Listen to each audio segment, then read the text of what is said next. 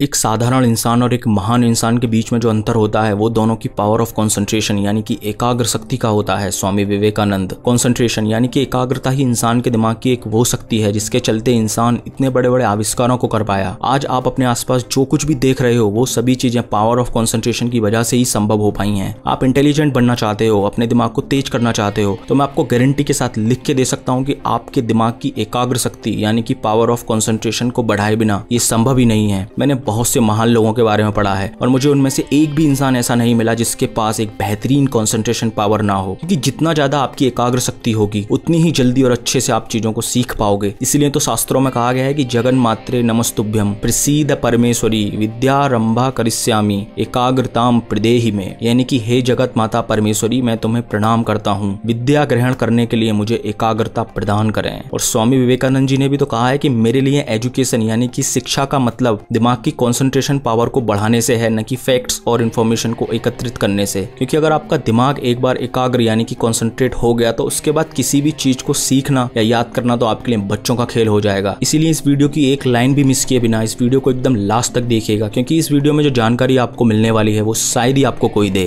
First है breathing. क्या आप जानते हैं कि हमारी ब्रेथ यानी कि जो हम सांस लेते हैं इसका सीधा संबंध हमारे ब्रेन और उसमें होने वाले केमिकल रिएक्शंस के साथ होता है, और हमारी सांसें हमारे ब्रेन के कार्य करने की क्षमता पर अपना प्रभाव डालती हैं। इसलिए योगिक कल्चर में कहा जाता है कि जितनी लंबी और गहरी आपकी सांसें होंगी उतने ही इंटेलिजेंट, पावरफुल और डीप आपके विचार भी होंगे। और हजारों सालों से चली आ रही ऋषियों की इस बात को आज साइंस ने भी प्रूफ कर दिया है। ये देखिए, coupling of respiration and attention via the locus coeruleus, effects of meditation and pranayama. देखो, जब आप सांस लेते हैं यानी कि इनहेल करते समय दिमाग के एक हिस्से लोकस कोरिलियस की एक्टिविटी थोड़ी बढ़ जाती है, और सांस को छोड़ते समय यानी कि एक्सहेल करते समय लोकस कोरिलियस में एक्टिविटी कम हो जाती है। और ये प्रोसेस आपकी हर ब्रेथ के साथ चलता है। तो अब होता क्या है कि जब आप छोटी सांसें लेते हैं तो आपके दिमाग का लोकस कोरिलियस बहुत जल्दी एक्टिवेट होने के चलते हाइपर एक्टिवेट यानी कि बहुत ज्यादा सक्रिय हो जाता है, और आपके ब्लड में अधिक मात्रा में नॉरएड्रेनालिन नाम के हार्मोन को रिलीज करने लगता है, जिससे आपका हार्ट रेट और स्ट्रेस लेवल दोनों बढ़ जाते हैं। आपके ब्लड में कोर्टिसोल हार्मोन का लेवल बढ़ जाता है, और बढ़ा हुआ कोर्टिसोल आपके ब्रेन के ब्रेन सेल्स यानी कि न्यूरॉन्स को मारने लगता है। इसलिए जितनी छोटी आपकी सांसें होंगी उतना ही कमजोर आपका दिमाग भी होगा। इसीलिए दिमाग को शांत और रिलैक्स करने के लिए लंबी और गहरी सांसें लेने को कहा जाता है। और जब आप लंबी सांसें लेते हैं यानी कि जब आपकी सांसें आपके स्टमक तक आती हैं, तब आपके ब्रेन का लोकस कोरिलियस एक बैलेंस मात्रा में नॉरएड्रेनालिन हार्मोन को आपके ब्लड में रिलीज करने लगता है। और जब नॉरएड्रेनालिन हार्मोन बैलेंस मात्रा में आपके ब्लड में रिलीज होता है तब आपका दिमाग धीरे धीरे बहुत ही कीन और शार्प होने लगेगा। आप हर चीज को बहुत ही डिटेल्स में या ध्यान से देखने लगोगे, जिसके चलते आपके दिमाग में न्यूरॉन्स के बीच नए नए कनेक्शंस बनने शुरू हो जाएंगे, जिससे आपका परसेप्शन और आपकी इंटेलिजेंस दोनों बढ़ने शुरू हो जाएंगे। इसके अलावा हमारे शरीर में एक नर्व पाई जाती है, वेगस नर्व, जो कि हमारे शरीर की सबसे लार्जेस्ट नर्व होती है। और ये नर्व हमारे ब्रेन स्टेम से शुरू होकर हमारे शरीर के लगभग सभी इंपॉर्टेंट ऑर्गन्स यानी कि अंगों में पाई जाती है। यही वेगस नर्व हमारे गट ब्रेन को हमारे एक्चुअल ब्रेन से कनेक्ट करती है। और जब हम छोटी सांसें लेते हैं यानी कि जब हमारी ब्रेथ केवल हमारी चेस्ट तक आती है तो ऐसी ब्रेथ हमारी वेगस नर्व को डीएक्टिवेट कर देती है, जिसके चलते हमारे गट ब्रेन और एक्चुअल ब्रेन के बीच का कनेक्शन बहुत कमजोर हो जाता है, और हमारी गट फीलिंग्स भी। और वहीं अगर आप लंबी और डीप सांसें लेते हैं तब आपकी वेगस नर्व एक्टिवेट होके सभी ऑर्गन्स जैसे कि लिवर, हार्ट, स्टमक से कलेक्टिव सिग्नल ब्रेन को भेजकर हमारी पूरी बॉडी को रिलैक्स करना शुरू कर देती है। इसके अलावा एक्टिवेटेड वेगस नर्व आपकी गट फीलिंग्स को भी बहुत बढ़ा देगी। इसलिए लंबी और गहरी सांसें लेने से ऐसा ही नहीं है कि केवल आपका ब्रेन ही शार्प होगा, बल्कि डीप ब्रेथ आपकी ओवरऑल हेल्थ के लिए बहुत जरूरी होती है। और आध्यात्म की दुनिया में तो डीप ब्रीदिंग को एक अलग ही स्थान दिया गया है, इसलिए हमेशा लंबी और गहरी सांसें लेने की कोशिश करें। अब जो ब्रीदिंग एक्सरसाइज मैं आपको बताने जा रहा हूँ वो एक्सरसाइज साइंस के द्वारा एक वेल रिसर्च्ड एक्सरसाइज है, और मैं आपको गारंटी देता हूँ कि कुछ दिन इस एक्सरसाइज को करने के बाद आप अपने दिमाग की पावर में इस एक्सरसाइज को करने का असर देखने लगोगे। ये देखिए, effects of yoga respiratory practice bhastrika pranayama on anxiety affects and brain functional connectivity and activity. इस एक्सरसाइज को करने के लिए सुबह उठने के लगभग 15 मिनट बाद सीधे इस तरह से मेडिटेशन पोस्चर में बैठ जाएं। उसके बाद अपने दोनों नोस्ट्रिल से तेजी से सांस को खींचें, और सांस को होल्ड किए बिना जितना तेजी से आपने सांस को खींचा है उसी तेजी से सांस को एक्सहेल यानी कि सांस को छोड़ देना है। और ऐसा आपको लगभग 8 से 10 बार करना है। That's it. देखो, जब आप अपने दोनों नोस्ट्रिल से सांस को तेजी से ऊपर की ओर खींचते हो तो उस सांस के साथ ली गई हवा जब आपके ब्रेन में तेजी से टकराती है तो उस हवा के तेजी से ब्रेन में टकराने की वजह से आपके ब्रेन की ऊर्जा का लेवल बहुत बढ़ जाएगा। आपके ब्रेन में बनने वाले सिनेप्टिक कनेक्शंस यानी कि न्यूरॉन्स के बीच बनने वाले कनेक्शंस स्ट्रॉन्ग होने लगेंगे। इसके अलावा भस्त्रिका प्राणायाम आपको एक लंबी सांस लेने लेने में भी आपकी मदद करेगा। और इस प्राणायाम को करने के बाद आप मेडिटेशन या फिर कोई और प्राणायाम भी कर सकते हैं, जिन्हें मैंने आपको अपनी और वीडियोस में बताया है। नेक्स्ट है सिंगल टास्क। आज की टेक्नोलॉजी एज में मल्टीटास्किंग यानी कि एक समय पर एक से ज्यादा काम करना तो बहुत ही आम बात हो गई है। जैसे कि पढ़ाई करते समय गाने सुनना, खाना खाते समय टीवी देखना, या फिर पढ़ते समय हर 10 मिनट पर मोबाइल चेक करना, एक्सेट्रा एक्सेट्रा। ये सभी बातें आजकल की सोसाइटी में लोगों की आदत बन गई हैं और अवेयरनेस की कमी के चलते लोगों को पता ही नहीं है कि ये छोटी सी एक गलत आदत किस हद तक लोगों के ब्रेन को डैमेज कर रही है। इसलिए आज जो जानकारी आप मल्टीटास्किंग के बारे में जानने वाले हो, उसे जानने के बाद आपको 440 वोल्ट का शॉक लग जाएगा। क्या आप जानते हैं कि हाई मीडिया मल्टीटास्कर यानी कि ऐसे लोग जो एक साथ एक से ज्यादा मीडिया डिवाइसेस या मीडिया स्ट्रीम्स यूज करते हैं, ऐसे लोगों के ब्रेन को जब एफएमआरआई स्कैनर में स्कैन किया गया तो उनके ब्रेन के एक हिस्से एंटीरियर सिंगुलेट कॉर्टेक्स में ग्रे मैटर यानी कि न्यूरॉन्स की डेंसिटी बहुत कम पाई गई थी। अब दिमाग का कोई भी हिस्सा हो, आप ये तो बिल्कुल नहीं चाहोगे कि आपके दिमाग के उस हिस्से में ब्रेन सेल्स यानी कि न्यूरॉन्स कम हो जाएं, खासकर वो हिस्सा जो आपको डिसीजन लेने में, इमोशन कंट्रोल करने में आपकी मदद करता हो। इसीलिए अब जो मैं आपको बताने जा रहा हूँ उसे थोड़ा ध्यान से समझना। लेट्स सपोज आप किसी टास्क पर काम कर रहे हो, मान लो पढ़ाई कर रहे हो, तभी आपके व्हाट्सएप पर आपके फ्रेंड का मैसेज आता है और आप फ्रेंड के उस मैसेज का रिप्लाई करके फिर से पढ़ने लग जाते हो। अब आपको क्या लगता है कि इस छोटे से डिस्टर्बेंस का आपके दिमाग पर क्या असर हुआ होगा? तो देखो, जिस फोकस और कंसंट्रेशन के साथ आप पहले पढ़ रहे थे, उसी सेम फोकस को दोबारा से रीगेन करने में आपके दिमाग को पूरे 23 मिनट और 15 सेकंड का टाइम लगेगा। जी हाँ, सही सुना आपने, 23 मिनट और 15 सेकंड। यानी कि एक छोटे से डिस्टर्बेंस से रिकवर होने में भी हमारे दिमाग को इतना टाइम लगता है। और मल्टीटास्किंग करते समय यानी कि एक समय पर एक से ज्यादा काम करते समय आपका दिमाग दो टास्क यानी कि दो कामों के बीच स्विच करता रहता है, इधर उधर इधर उधर इधर उधर। और इसी इधर उधर के चक्कर में आपके दिमाग में अटेंशन रेजिड्यू क्रिएट होने लगता है, यानी कि आपके टास्क ए का अटेंशन और थॉट्स टास्क बी के अटेंशन और थॉट्स के साथ मिक्स होने लगते हैं, जिससे आपके दिमाग में इंफॉर्मेशन ओवरलोड होने की वजह से मेंटल ब्लॉक्स बनने शुरू हो जाते हैं। और इन्हीं मेंटल ब्लॉक्स के चलते आपके दिमाग में आने वाली किसी भी न्यू इन्फॉर्मेशन को आपका दिमाग ठीक से प्रोसेस नहीं कर पाता। और क्या आप जानते हैं कि मल्टीटास्किंग दिमाग को स्लो करने के साथ साथ आपके आईक्यू लेवल को लगभग 15 से 17 पॉइंट्स तक गिरा देती है। यानी कि मल्टीटास्किंग आपके ब्रेन को डैमेज करने के साथ साथ आपको डम्ब यानी कि मूर्ख भी बना रही है। 2002 में माइक्रोसॉफ्ट के द्वारा की गई एक रिसर्च में एक एवरेज इंसान का अटेंशन स्पैन यानी कि सिंगल टास्क पर कॉन्सेंट्रेट करने की एबिलिटी लगभग 12 सेकंड पाई गई थी। और 2016 में की गई सेम रिसर्च में यही एबिलिटी घटकर केवल 9 सेकंड रह गई है। मतलब कि हर 9वें सेकंड में आपके दिमाग में कोई ना कोई थॉट्स आ ही जाती है। यानी कि जैसे जैसे टेक्नोलॉजी हमारी लाइफ में आती जा रही है, वैसे वैसे हमारा दिमाग भी कमजोर होता जा रहा है। और अब ऐसा बिल्कुल नहीं है कि ये सभी प्रॉब्लम्स टेक्नोलॉजी के कारण हो रही हैं। नहीं, ये सभी प्रॉब्लम्स हमारे दिमाग के द्वारा बनाई गई गलत आदतों के कारण हो रही हैं। फॉर एग्जाम्पल, आजकल लोग जैसे ही बोर होते हैं तुरंत गेम या फेसबुक ओपन कर लेते हैं अपनी बोरियत को दूर करने के लिए। यानी कि ऐसे लोग अपने ब्रेन को इस बात के लिए ट्रेन कर रहे होते हैं कि बोरियत का मतलब इंटरटेनमेंट और मनोरंजन। और फिर कुछ टाइम बाद ऐसे लोगों के ब्रेन में पेवलोवियन कनेक्शंस बनने शुरू हो जाते हैं और फिर इन लोगों का दिमाग पूरी तरह से कंडीशन हो जाता है कि बोर होते ही डोपामिन यानी कि प्लेजर हार्मोन के बूस्ट के लिए। और फिर गेम से बोर हुए तो फेसबुक, फेसबुक से बोर हुए तो यूट्यूब, यूट्यूब से बोर हुए तो नेटफ्लिक्स। अब हर 10-10 मिनट पर बोर होकर एक प्लेटफॉर्म से दूसरे प्लेटफॉर्म पर जो हम स्विच करते हैं, भले ही इसका असर आपको अभी ना दिखे, पर बिलीव मी, ऐसा करने से आपका दिमाग बहुत ही बुरे तरीके से डैमेज होने लगता है। और यही सबसे बड़ा रीजन है कि 2002 से लेकर 2016 तक एक एवरेज इंसान का अटेंशन स्पैन पूरे 3 सेकंड तक गिर गया है। और अब मैं आपको ऐसा बिल्कुल नहीं बोल रहा हूँ कि आप अपनी पूरी जिंदगी बोर होकर बिता दो, नहीं भाई, ऐसा नहीं करना है। पर इतना भी एडिक्टिव मत बन जाओ कि आपका दिमाग ही डैमेज होना शुरू हो जाए। इसलिए ज्यादा नहीं पर थोड़ा बहुत बोर रहना सीखो। अगर बोर हो रहे हो तो घूमने निकल जाओ, बुक्स पढ़ना शुरू कर दो, मेडिटेशन करना शुरू कर दो, ऐसा कुछ भी जिसमें आपका ब्रेन ज्यादा डोपामिन रिलीज ना करे। और एक बहुत ही फेमस आर्टिकल है, why do successful people choose to embrace boredom. इस आर्टिकल को आप एक बार जरूर पढ़ना, जिसके लिंक मैंने आपको डिस्क्रिप्शन में दी है। इसलिए आप लोगों से बस इतना ही कहना चाहूंगा, आज से ही, इनफैक्ट इस वीडियो को खत्म होने के बाद से ही मल्टीटास्किंग को हमेशा के लिए अपनी लाइफ से टाटा बाय बाय कह दो और किसी भी काम को करते समय अपना पूरा ध्यान और पूरा कंसंट्रेशन उस एक सिंगल काम में लगाना सीखो। नेक्स्ट है डीप स्लीप। क्या आपने कभी सोचा है कि सोना आखिर हमारे शरीर के लिए क्यों इतना जरूरी है और सोने के दौरान हमारा मस्तिष्क और हमारा शरीर किन किन प्रोसेस से होकर गुजरता है? तो देखो, दिन भर जो भी विचार यानी कि थॉट्स आपके दिमाग में आते हैं, वो सभी थॉट्स आपके दिमाग में एक बीटा एमोलॉइड नाम के वेस्ट को छोड़ते रहते हैं, जो दिन भर आपके दिमाग में इकट्ठा होता रहता है। और रात में गहरी नींद के दौरान आपका दिमाग उस बीटा एमोलॉइड नाम के जहर को आपके दिमाग से बाहर निकालता है। इसलिए आपके ब्रेन की अच्छी हेल्थ के लिए बीटा एमोलॉइड का आपके ब्रेन से बाहर निकलना बहुत जरूरी होता है। और ब्रेन अपनी सफाई सबसे अच्छे तरीके से गहरी नींद के दौरान ही कर पाता है। इसके अलावा दिन भर आप जो भी सीखते हो वो सभी आपके ब्रेन की शॉर्ट टर्म मेमोरी में सेव होता रहता है और सोने के दौरान ही आपका दिमाग उस शॉर्ट टर्म मेमोरी को लॉन्ग टर्म मेमोरी में बदलता है। यानी कि आपकी लर्निंग आपके सोने की क्वालिटी पर भी डिपेंड करती है। इसके अलावा सोने के दौरान दिमाग अपने आप को चार्ज भी करता है, ठीक किसी बैटरी की तरह, ताकि अगले दिन आप फ्रेश उठ सको। लेकिन मैं श्योरली कह सकता हूँ कि आप में से ज्यादातर लोग सुबह उठने के बाद भी फ्रेश महसूस नहीं करते होंगे। अगर सुबह उठने के बाद भी आपको हल्की सी थकान लग रही है तो इसका मतलब है कि रात में सोने के दौरान आपके दिमाग और शरीर को प्रॉपर आराम नहीं मिला है, जिसके चलते वो थकान आपको हो रही है। और अगर आपकी रात की नींद खराब है तो आपका दिमाग ठीक से काम कर ही नहीं सकता, क्योंकि खराब नींद के चलते आपके दिमाग में ब्रेन फॉग का लेवल काफी बढ़ जाता है, यानी कि आपके दिमाग की क्लियर सोचने की क्षमता,